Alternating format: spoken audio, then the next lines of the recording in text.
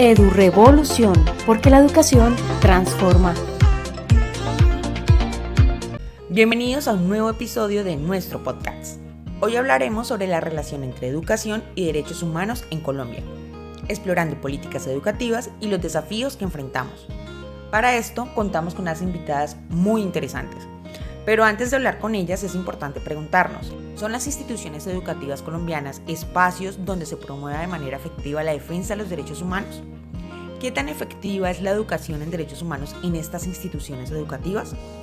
En un país marcado por la violencia, la desigualdad, la falta de recursos y la corrupción, la educación en derechos humanos es indispensable para marcar una diferencia real en la sociedad. Hoy en el podcast EduRevolución analizamos el panorama colombiano a la luz del artículo de Valencia y Aravena y exploraremos cómo se puede construir un futuro más equitativo desde las aulas. Ahora sí, damos la bienvenida a Emilce, experta en educación, y Mónica, investigadora en derechos humanos. Gracias, Alejandra.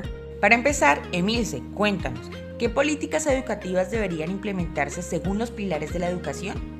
Bueno, desde el concepto de política educativa y los 4 pilares de la educación, que entre ellos tenemos aprender a conocer, hacer, convivir y ser, es clave implementar políticas centradas en la equidad, el acceso y la formación en ciudadanía.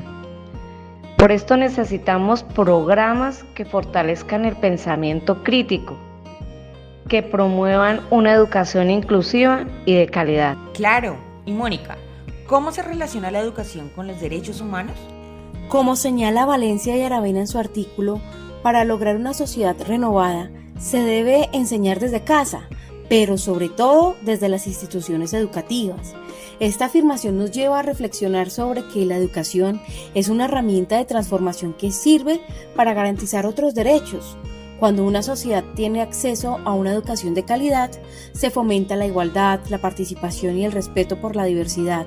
Y en Colombia, esto es clave para superar las desigualdades históricas. Interesante.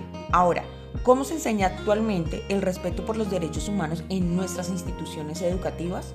Se abordan principalmente a través de áreas como las ciencias sociales y ética y valores.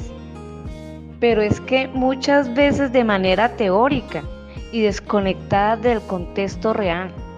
Las pedagogías críticas nos invitan a cambiar esto, promoviendo el análisis de situaciones reales y la participación activa del estudiantado en la transformación de su entorno. Eso me lleva a preguntarte, Mónica, ¿cuáles son esos principales problemas socioeducativos en nuestros colegios y escuelas? Hay varios, pero los más urgentes son la desigualdad en el acceso a la educación, la violencia escolar, la falta de formación docente en derechos humanos y la desconexión entre la escuela y la comunidad. Y frente a esos retos, ¿cómo podríamos gestionarlos desde las pedagogías críticas? Es necesario cambiar el enfoque tradicional por una educación más participativa y reflexiva. Se debe fomentar espacios de diálogo, debates sobre temas actuales y proyectos comunitarios donde los estudiantes apliquen lo aprendido en la vida real. Excelente conversación, chicas. Es claro que la educación en derechos humanos debe ser más que una asignatura, debe ser una práctica cotidiana en las aulas. Exacto, y esto requiere compromiso de todos, docentes, estudiantes, familias y el Estado. La educación crítica nos ayuda a formar ciudadanos capaces de transformar su realidad y construir un país más justo para todos.